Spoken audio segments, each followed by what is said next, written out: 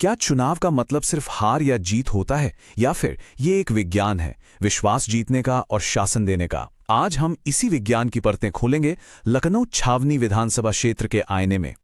इस पूरे विश्लेषण के 6 पड़ाव होंगे। हम सफर की शुरुआत करेंगे जमीन की नब्ज को समझकर, फिर आंकड़ों की कहानी में उतरेंगे और आखिर में एक मजबूत नेतृत्व के लिए ठोस योजना की बनावट को देखेंगे। तो चलिए, पहला पड़ाव है जनता की नब्ज। कहते हैं ना, बदलाव का कोई भी बीज बोने से पहले जमीन को समझना बहुत जरूरी होता है। और राजनीति की जमीन क्या है? वो है आम इंसान का रोजमर्रा का जीवन, उसके संघर्ष।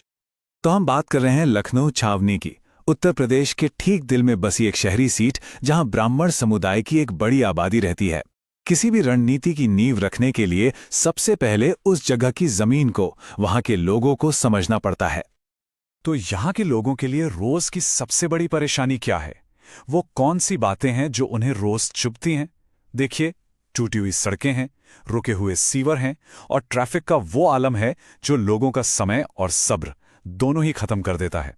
ये वो असल मुद्दे हैं जिनसे यहाँ का वोटर हर दिन हर पल जूझता है। और बात सिर्फ यहीं तक नहीं रुकती। जब घंटों तक बिजली नहीं होती या नलों से पानी गायब रहता है, तो ये सिर्फ सुविधाओं की कमी नहीं है, ये एक तरह से उस सामाजिक वादे का टूटना है जो एक सरकार और नागरिकों के बीच होता है। और यही चीज मतदाताओं में एक गहरी हताशा भर देती है। अब इन भावनाओं को, इस जमीनी हकीकत को आंकड़ों की कसौटी पर परख कर देखते हैं, क्योंकि आंकड़े जो कहानी बताते हैं वो अक्सर बहुत साफ होती है। ये आंकड़ा शायद इस पूरी कहानी का सबसे अहम हिस्सा है। लगभग 50% यानी आधे रजिस्टर्ड वोटर वोट डालने ही नहीं आते।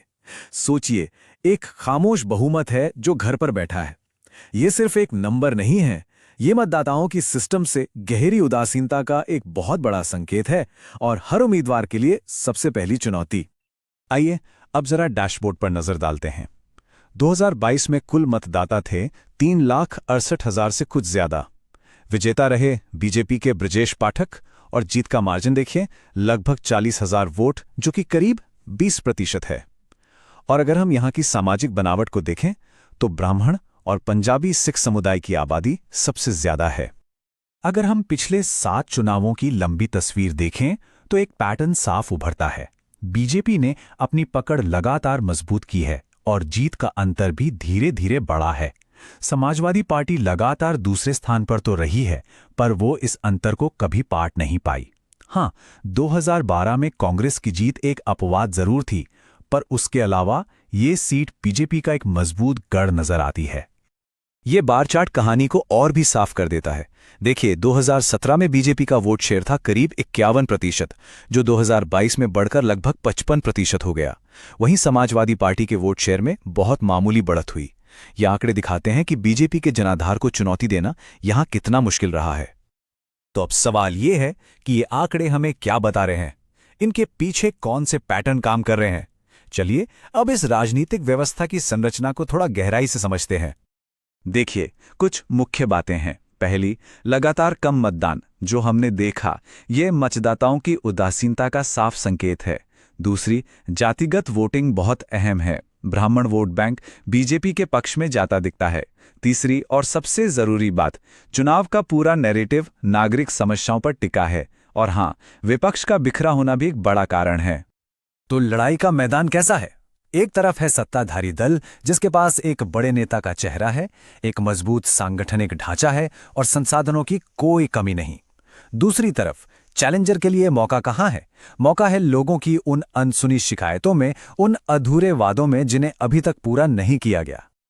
यहां एक बात याद रखना बहुत जरूरी है, शासन सिर्फ एक रणनीतिक अभ्यास नहीं है, ये सार्वजनिक संवाद का एक जिम्मेदाराना काम है। इसका मकसद लोगों को भड़काना नहीं, बल्कि उन्हें सूचित करना और सम्मान देना है। यही हमारे संवैधानिक मूल्यों का सार भी है। तो अब तक हमने समस्या की जड़ तक पहुंचने की कोशिश की। अब बात करते हैं समाधान की। एक ऐसी रणनीति की जो 4 अलग अलग मोर्चों पर काम करे और एक मजबूत चुनौती पेश कर सके। किसी भी लड़ाई से पहले अपनी ताकत और कमजोरी का सही अंदाजा लगाना बहुत जरूरी है। तो चैलेंजर के लिए ताकत क्या है? एक स्थानीय उम्मीदवार जिसकी छवि साफ हो। लेकिन कमजोरी है संसाधनों का बड़ा अंतर। मौका छिपा है नागरिक असंतोष में और अधूरे वादों में। और सबसे बड़ा खतरा है एक बहुत ही मजबूत और प्रभावशाली प्रतिद्वंदी। इस रणनीति को चतुर्मुख सिद्धांत कहा जा सकता है, यानी 4 चेहरे वाला नजरिया। एक अभियान को एक साथ 4 मोर्चों पर काम करना होता है। पहला, जनता का चेहरा, मतलब सीधे तौर पर स्थानीय मुद्दों पर मतदाताओं से जुड़ना। दूसरा, विपक्ष का चेहरा, यानी सत्ताधारी दल को जनता की समस्याओं से कटा हुआ दिखाना। तीसरा, पार्टी का चेहरा, अपने कार्यकर्ताओं को जमीन पर उतारना। और चौथा, माहौल का चेहरा, यानी स्थानीय समस्याओं को राज्य स्तर की बड़ी कहानी से जोड़ना। सिर्फ एक अच्छी रणनीति बना लेना काफी नहीं होता, उसे जमीन पर उतारने के लिए एक समय सीमा के साथ बना हुआ प्लान चाहिए। तो देखते हैं कि 90 दिनों में इस रणनीति को एक मिशन में कैसे बदला जा सकता है। ये चार्ट हमें बताता है कि अभियान की ऊर्जा कहाँ लगानी है। लगभग 45% शिकायतें बुनियादी ढांचे से जुड़ी हैं, सड़कें, सीवर, और 40% बिजली, पानी जैसी जरूरी सेवाओं से। तो ये साफ है कि अभियान को इन्हीं 2 मुख्य क्षेत्रों पर अपना पूरा ध्यान केंद्रित करना होगा। ये सिर्फ आंकड़े नहीं हैं, ये लोगों की असली परेशानियां हैं। जैसा कि एक अखबार की रिपोर्ट में बताया गया, 4 से 7 घंटे की बिजली कटौती की वजह से पानी के पंप भी प्रभावित होते हैं, जिससे मतदाता बहुत नाराज हैं। ये वो दर्द है जो आंकड़ों से कहीं ज्यादा असरदार होता है। इस 90 दिन की सीढ़ी के 3 पायदान हैं। पहले 30 दिन जमीनी सर्वे और मुद्दों की पहचान, शिकायतों को दर्ज करना, लोगों से मिलना। अगले 30 दिन जमीनी स्तर पर लोगों को लामबंद करना, सांकेतिक विरोध प्रदर्शन और सीधी पहुंच बनाना। और आखिरी 30 दिन अभियान को गति देना और हर एक वोट को पक्का करना। और जब हम डिजिटल तरीके से लोगों तक पहुंचने की बात करते हैं तो एक और मूल्य याद रखना बेहद जरूरी है। नागरिकों से जुड़ते समय उनकी निजता और सहमति का सम्मान करना विश्वास बनाने की पहली सीढ़ी है।